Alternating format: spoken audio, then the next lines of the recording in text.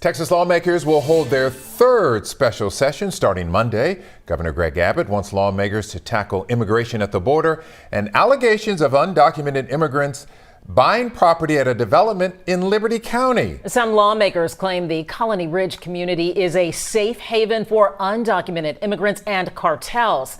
The developer told KHOU 11 News yesterday that is not the case. Today, legislators from all across the state toured the community. Anieli Ruiz joins us from Colony Ridge with what they observed. Anieli.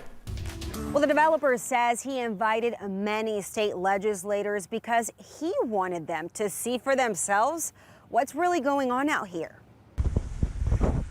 It's an ongoing social media uproar that has caused for state legislators to end up here in the Colony Ridge development in Liberty County. There's a lot of talk about the lawlessness here and cartels living here, and it was really great that we were invited here to actually see what's going on. And that's why the developer invited them on a private tour. We wanted them to get a first-hand look at our neighborhood so they can make decisions on their own based off fact, not based off the gossip mill. They met with the developer and other community members behind closed doors and answered their questions. Here with open mind and go learn and maybe try and determine fact from fiction.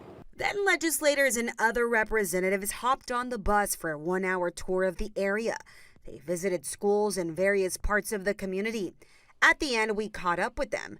The only Democrat on the tour says, I do not believe that this is anything that we should be alarmed about or using up taxpayer dollars to talk about next week in the special session. As for some of the Republicans on the tour, they say they took us to the places that we're seeing on the Twitter sphere and on the news. They didn't hide anything. They were very transparent. It seems like, at least from looking at it, that's not a majority of what we're seeing.